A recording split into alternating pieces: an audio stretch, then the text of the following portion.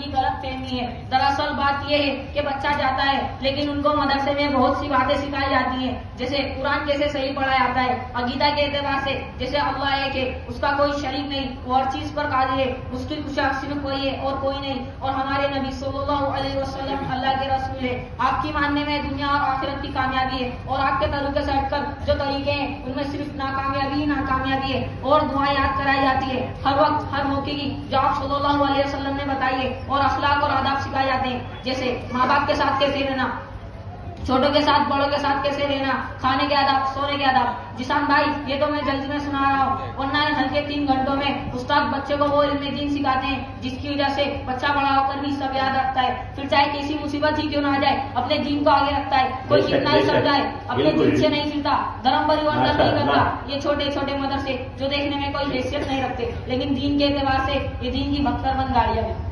اچھا یہ اتنی اچھی بات ہے، اگر اس میں پڑھاتے ہیں تو ہمیں تو پتہ بھی نہیں چلتا. قصور ہمارا ہے بھائی، ہم نے جا کر کبھی نہ دیکھا نہ سنا بچہ سبق یاد کرتا ہے کہ نہیں، ہم نے کبھی پوچھا بھی نہیں.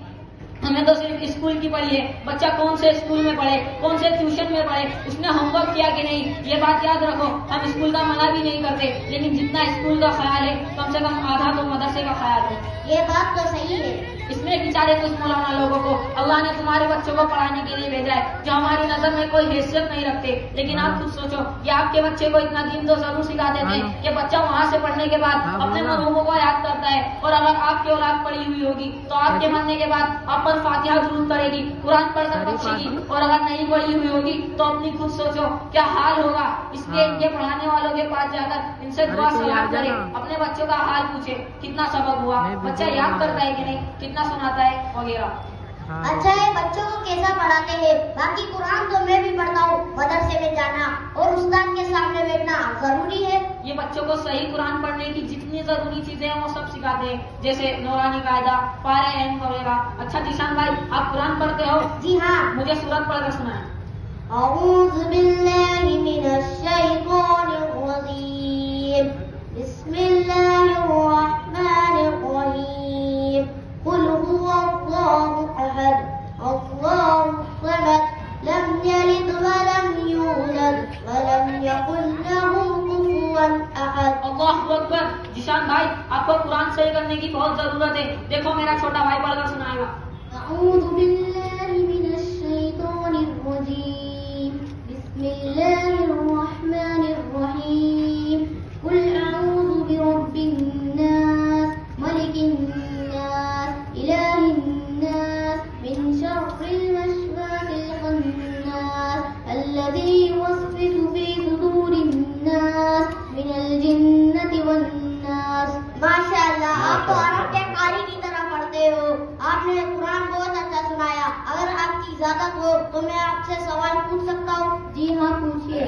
مسجد میں داخل ہونے کی دعا سناؤ. اللہم افتح لی ابواب رحمتک. ترجمہ اللہ تو کھول دے میرے لیے اپنی رحمت کے دروازے. 15ویں حدیث سناؤ. خیرکم من تعلم القرآن وعلمہ. تم میں بہتر شخص وہ ہے جو خود قرآن سیکھے اور دوسروں کو سکھائے.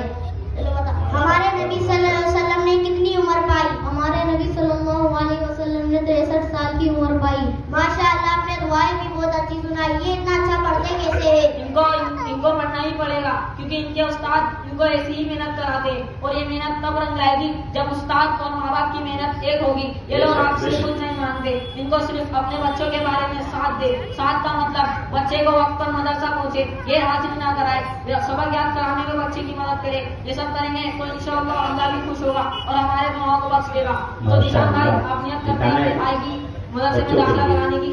آمین. آئیے آپ کی بھائی کی داخلہ کرانے کی. السلام علیکم ورحمۃ اللہ وبرکاتہ.